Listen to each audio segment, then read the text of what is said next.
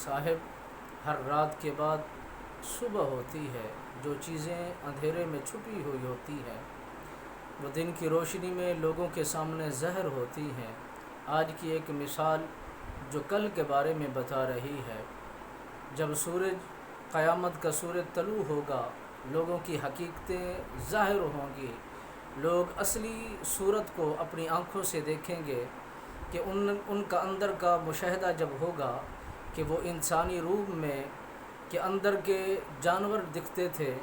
اندر کی کیفیت کچھ عجیب و غریب تھی، ان کا چال چلنا، رہنا سہنا جانوروں جیسا تھا۔ جب وہ اپنی حقیقت کو دیکھیں گے تو ہکے بکے رہ جائیں گے، پریشان کن ہو جائیں گے۔ رب لم یزل نے فرمایا وہ انسان جب ان کی حقیقتیں کھل جائیں گی تو وہ بارگاہ خداوندی کے اندر عرض و گزاری کریں گے، اگرچہ وہ لوگوں کے سامنے اپنی الفاظوں پر لوگوں کے دلوں پر راج کرتے تھے، لوگوں کے دلوں کو اپنی طرف میل کر لیتے تھے، متوجہ کر لیتے تھے، لوگوں کے دلوں میں ان کی حقیقت و قدر و قیمت بہت اونچی تھی، مگر اللہ کے ہاں ان کا کوئی مرتبہ مقام نہ تھا۔ وہ زمانے میں اپنے مٹھاس کے جملوں سے لوگوں کو اپنی طرف میل کر کے حقیقت کی جب دنیا کھلے گی، حقیقت کے جب راز فحش ہوں گے، وہ انسان اپنی آنکھوں سے ان مسائل کو، ان معاملات کو جب دیکھیں گے تو وہ مرجھا جائیں گے، اور وہ ایسے جوان بھی ہوں گے جن کی دنیا کے اندر کوئی قدر و قیمت نہیں ہوگی۔ وہ مجالس میں جائیں تو تذلیل ہوتی ہے، محافل میں جائیں تو لوگ جگہ نہیں دیتے۔ اللہ کے ہاں ان کا مرتبہ، مقام، شان و عزت و وقار بہت اونچی ہوتی ہے۔ اس ایسے جوان بھی ہوتے ہیں جن کو دنیا کے اندر زمانہ رسوا کرتا ہے، خراب کرتا ہے، ان کو بیکار سمجھ کر ضائع کر دیتا ہے، مگر اللہ کی فہرست میں، اللہ کے ان مقرب لوگوں میں ان کا نام سب سے اونچا لکھا جاتا ہے۔ وہ زمانے کی طرف نہیں دیکھتے، زمانے کی طرف توجہ نہیں کرتے،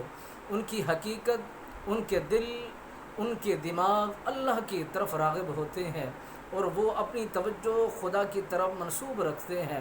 اللہ کی حمد کو، اللہ کی عبادت کو فوقیت دیتے ہیں، تو وحدہ لا شریک ان کے دل دنیا سے موڑ دیتا ہے، اور زمانہ ان کو حقارت کی نظر سے دیکھتا ہے۔ اصل میں ان کا مرتبہ، مقام، عزت، وقار، معیار اللہ کے نزدیک بہت اونچا ہوتا ہے، رتبہ شان بہت اونچی ہوتی ہے۔ صاحب اگر غور کرے، جس دنیا کی خاطر تو لڑ رہا ہے، جس دنیا کی خاطر تو فکر کر رہا ہے، یہ دنیا تو چند دنوں کی ہے، چند سانسوں کی ہے، خبر نہیں کہ کس ٹائم جسم سے روح نکل جائے۔ یہ عزت بناتے بناتے زندگیاں گزر جاتی ہیں، لوگوں کے سامنے عبادتیں کرتے کرتے پیشانیاں جھک جاتی ہیں، اور پاؤں پہ ورم ہو جاتی ہیں، سوجنے ہو جاتی ہیں، مگر وہ خالصتاً اللہ کی رضا نہیں ہوتی۔ تو رب نے فرمایا جو زبان اللہ کا زمانے کے سامنے ذکر کرنے سے رکتی نہیں، جب ان کا راز فحش ہوگا، زمانہ ہکا بکا ہو جائے گا، یہ تو عبادت میں رہا کرتے تھے، یہ تو ریاضت میں رہا کرتے تھے، ان کی عبادتوں میں دن رات گزر جایا کرتے تھے، جب حقیقت کو ظاہر کیا جائے گا، یہ دنیا کی حقیقت کی خاطر عبادت کرتے تھے، دنیا کو مقبول، دنیا کے لوگوں کو سامنے مقبول ہونے کے لیے یہ عبادت کیا کرتے تھے، لوگوں کے سامنے اپنے آپ کو نیک وکار شمار کرنے کے لیے یہ ریاضت کیا کرتے تھے۔ مسلمان اگر تو اس طرح کی عبادت کرے گا، اس طرح کی تو تجارت کرے گا، یہ گھاٹے کی تجارت ہے۔ تو اللہ کی عبادت کرتا ہے، اللہ کے راضی کرنے کے لیے کر،